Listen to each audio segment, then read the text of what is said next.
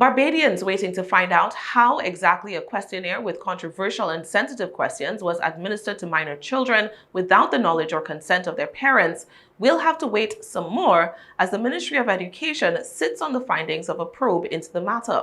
Davidson Ishmael, Minister of Industry, Innovation, Science and Technology in Barbados, told local press outlet Barbados Today that the findings of the probe to determine whether data protection laws were breached have already been handed over to the Ministry of Education, Technological and Vocational Training.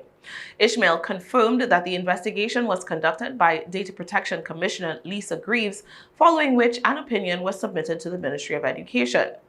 Apart from the Education Ministry, which instructed schools to administer the questionnaire, it is unclear who else has access to the findings of the investigation.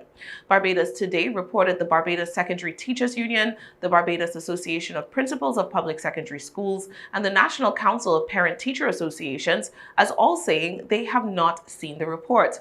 Consortium journalists inquired of the Barbados Union of Teachers, which gave the same response. The Inter-American Development Bank, which designed the survey, has not responded to our queries as of press time.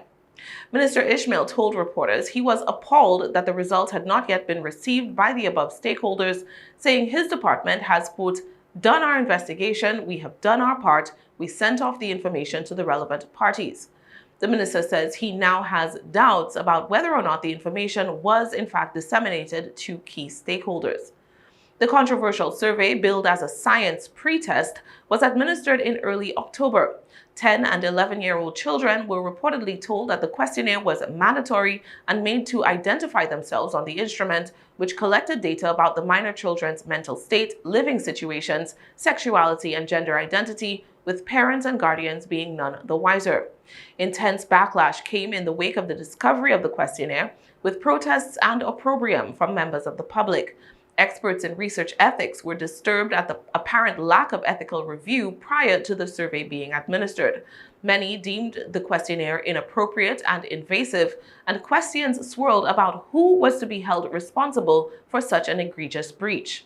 Both the Education Ministry and IDB have issued apologies for the mishap, with the IDB taking responsibility for failing to delete the offending questions from the instrument.